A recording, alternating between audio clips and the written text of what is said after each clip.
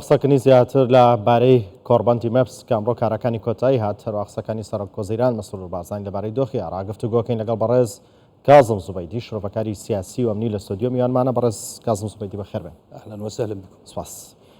گرنگی کۆڕبەندی مەپس کە ئەمڕۆ کۆتایی بەکارەکانی هات بۆ ئاڵوگۆڕکردنی بیرروڕاکان لەبارەی کێشەکانی عێراق چۆن هەڵسەنجێن؟ نعم بدءا تحية لجناب بەڵێ لە سەرەتادا سڵاو لە بەڕێستان و هەروەها لە کەناڵی کوردستان 24 و بینەرانی بەڕێز. ڕاستەکەی عێراق پێویستی بەم زۆرە کۆڕبەندەیە وەکو کۆڕبەندی مێپس تاکو ئەوە بسەلمێنین بۆ هەموو جیهان و لەسەر ئاستی هەرێمیشەوە بسەلمێنین کە ئێمە نزیکین لەوان دووریش نین لێیان. هەروە ئەو بسەلمێنین کە ئێمە بە ئاراستەی پێشکەوتن دەڕۆین نەک بە ئاراستەی پاشداچوون. ئەگەر هەرێمی کوردستان نەبووە بەڕاستی پێم وانە حکوومەتی عێراقی ناتوانێت لەم زۆرە کۆڕبەندانە ببەستێت بە شێوەیەکی ئازادانە کاری وە بکات. تەنانەت کەسایەتی لەم زۆرەش لەسەر ئاستی نێودەوڵەتی و هەرێمی ئامادەی کۆڕبەندەکە نەدەبوون. ئەگەر هاتبووە عێراق کۆڕبەندەی کردبووە هەرچەندە هەرێمی کوردستان بەشێکە لە عێراق، بەڵام لە پێش عێراقە لەوەی کە ئەزمموی دیموکراسی لە دوای ساڵی 2023 و ئەزممونێکی سەرکەوتوانە دەربخات بۆ هەموو جیهاندەوە هەموو پیشانی هەموو جیهان بدات کە هەرێمی کوردستان هەرێمێکی شارستانیە ئێستا ململانەی وڵاتە ئەوڕۆپیەکان و تەنانەت وڵاتانی هەرێمیش دەکات. لەسەر ئاستی هەرێمی لە جیهاندا هەن وڵاتانی ئەوڕۆپی چەندین هەرێمی دیکە هەن کە هەرێمی کوردستان پلەی یەکەمە لە نێو ئەوانیشدا.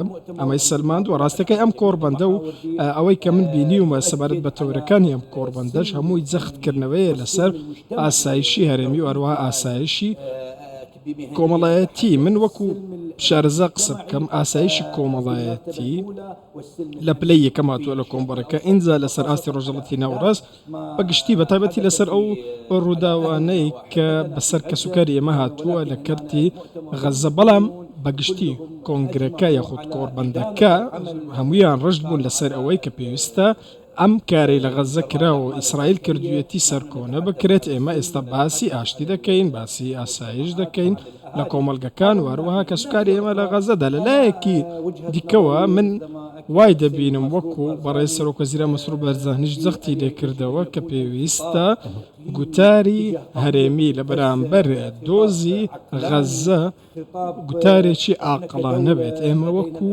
دەوڵەت توانامان هەیە دەتوانین یارمەتی غەزە بدەین لە ڕێگەی هاریکاری پزیشکی یاخود لە ڕێی ناردنی خۆراک و هاریکاری مرۆیی و ناردنی پێداویستی ژیان بە شێوەیەکی گشتی. تەنانەت ئەگەر دەتوانین شتێک بنیاد بنین کە پێویستیان پێوێت، بەڵام زمانی ئاڵۆزکردنی ململانەکان و توشکردنی عراقێنەوەی عراق بۆنەوە ئەم بابەتە و عراق تووشی شەڕێک بکەین ئەمە کاری ئێمە نییە. بەڕاستی هیچ پەیوەندیەکی بە ئێمەوە نییە وەکو شەڕ لەم ڕوانگەیەوە. ئێمە ئەگەر بمانەوێت تەنیا دەمەوێت جەختلەوە بکەمەوە ئەگەرمانوێت بە ئاقلانیەتی سیاسی قسە بکەین پێویستە بەم شێوازە قسە بکەین و هەروەها وەکو تەواوی وڵاتان دیکەی عەرەبی لە کۆمکاری عەرەبی سەرکۆنە بکەین، بەڵام نابێت ئێمە توانای خۆمان لەوە زیاتر ببینە دەرەوە. ئێمە هەموو شتێکمان لە بەردەستدا جگە لەوەی کە خەڵکی عێراقی خود عێراق تووشی شەڕێک بکەین کە لە توانای ئێمە لە کۆڕبەندی مێپس سەرۆکوەزیران مەسرور بارزانی باسی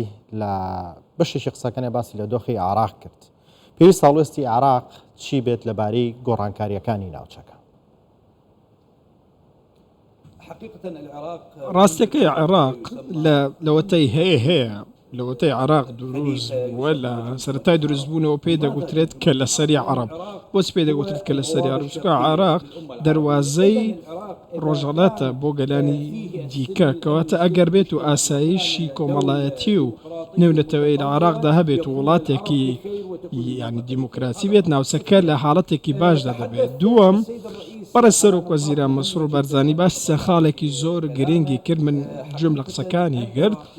عێراق پێویستە لە ڕووی ناوخۆییەوە بەهێز بێت. ئەمە خاڵێکی زۆر گرنگ بوو کە باسی کرد. پێویستە پەیوەندیەکانمان لەنێوە پەیوەندیەکی فیدراڵ و حکوومەتی کوردستان پەیوەندیەکی برایانە بێ و لەسەر بنەمای هاوبەشی پێکردن و ڕێزگرتن لە نێوان هەردوولادا و لەسەر بنەمای دەستور بنیاد کرابێ. من پێویستە ینی لێرە دەمەوێت هۆشداری لەبارەی ئەوە بدەم هەموو لایەنەکان دەیانەوێت دەستور لە بەرژەوەندی خۆیان بەکار بێنن هەر لایەک هەر کەسێک نەک لایەن تاکە کەسێکی عراقی دەیەوێت دەستور لە بەرژەوەندی خۆی بەکار بێنێت و بەخۆی بیپێوێت ئێمە ناکرێت کاریوە بکەین ئێمە هەمومان هاو بەشێ بەیەکەوە کار دەکەین. با بەڵگەیەک لەسەر ئەم شتە پێ بدەم کاتێک بەخستنی سیاسی ڕوویدا و ئەوەمان بینی کە بەڕێز مقتەدا سەدر هاتە نێو حکوومەت ئایا نهاتن بۆ هەرێمی کوردستان بۆ دانیشتن لەگەڵ سەرۆک بارزانی و پێیان گوت کە ئێمە دەمانەوێت حکوومەت دروست بکەین و هەر شتێکتان بێت تەواوی کارتەکانیان خستە سەرمێز سەرۆک مەسعود بارزانی ئەو کاتە داوای هیچ شتێکی لەوان نەکرد تەنیا گوتی ئێوە دەستور جێبەجێ بکەن جگەر لە پێکەوە ژیان و هەروەها پاراستنی نەتەوەی کوردی و ڕێزگرتن لە مافی هەموو لایەک. من پرسیارەکەم ئەوە من وەکو خەڵکی باشووری عراق وەکو کەسێکی عربی وەکو کەسێک لە باشووری عراق چۆن سەرۆک بارزانی دەیەوێت کە خەڵکی عراقی لە خۆی بێندەمەوێ بەرپرسی عراقی سەرۆک وەزیرانی عراقیش بە هەمان شێوە ملەتی خۆی بپارێزێت گەلی ئێمە بپارێزێت هەر نەک بە گوێرەی ئەوەی کە خۆی دێ من نامەوێت لە هیچ شتێک کەم بکەمەوە لە هیچ لایەنێک مافی کەم بکەمەوە بەڵام پێویستە ئێمە بە گوێرەی دەستور کار بکەین هەموو شتێک دیاریکرەوە لە سوارچێوەی یاسا و دەستور منیش پیاوێکی پارێزەرم و یاساناسم و ڕێز لە دادوەری دەگرم پێم وایە دەبێت یاسا ڕاستە بێت بۆ هەموو لایەک چۆن بۆ سونەکان چۆن بۆ کوردەکان جێبەجێ دەکرێت بۆ شیعەکانیش لە بەغدا و بەسڕە جێبەجێ بکرێت کەواتە ئەمە ئەو پێکەوە ژیانەی لە چوارچێوەی یاسا بە هەموو مادەکانی و بەبێ ئەو برارەی دادگای فدراڵی تایبەت بە دوورخستنەوەی محەممەد حەلبوسی لەم دۆخی ئێستای عراقا بڕیارە لە کاتێکی گونجاوە بوو.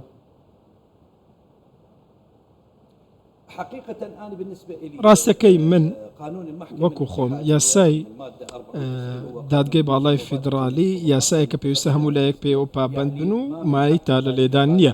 من وەکو یاسانایەک لە خێزان یاساییدا بۆم نێتانە لەو بڕیارە بدەم بڕیارەکە دەرکەوە کۆتایی پێاتەوە بەڵام شتێکی دیکە هەیە ئایا کاتەکە گونجاوە بۆ ئەم شتم پێم وایە دادگای باڵای فیدراالی بەرژەوەندی لەوەدا بینیوە کە ئەم بڕیارە لەم کات و ساتەدا دەربکات هەندێک لایەنی دیکە هەیە دەڵێن کە بڕیارەکە بە سیاسی کراوە بەڵام من وەکو کە خۆم بڕیارەکەم خوێندۆتەوە و تێڕواینم بۆ بڕیارەکە هەبە سکاڵاکەم بینیومە کە سکاڵاکارەکە لە نێو حیزبەکەی محەممەد حەلبوسی و ئەو کەسە سکاڵاکەی تۆمار کردووە ئەمەش دوور خراوە جارێکی دیکە بە هەمان شێوە لە ئەندامێتەکەی کۆتایی پێهێنرا بڕیارێکی دروستە بۆچی چونکە ئەو کاغەزێکی بەخۆی داوە کە واژووی کردووە لەسەر کاغەزێکی سپی ئەمە پێویستی بە 100,000 سەوت دەنگ نییە بەڕاستی کە خەڵکی عراقی پێی دەوڵی دلێمێ بە هەمان شێوە بڕیاری کۆتاییەنە بە ئەندامەکەی دروست بوو ئەمە سەبارەت بە کۆتاییەنە بە ئەندە بەڵام من وەکو ڕای خۆم هەموو کەسێکیش پێویستە ڕای ڕێزی لێ بگرێ من پێم وایە کاتەکە باش نییە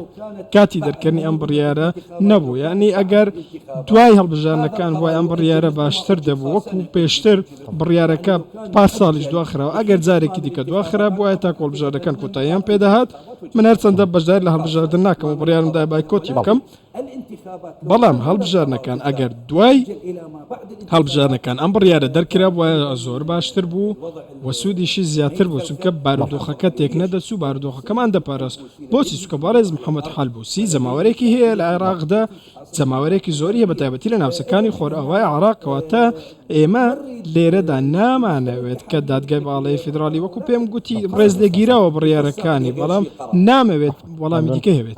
بەڕێز کازم زوبەیدی شرۆڤەکاری سیاسی و ئەمنی لە ستۆدیۆ ئامادە بووی زۆر سپاس بۆ ئامادەبوونتان بەخێرات. شكرا جزيلا لكم. شكرا.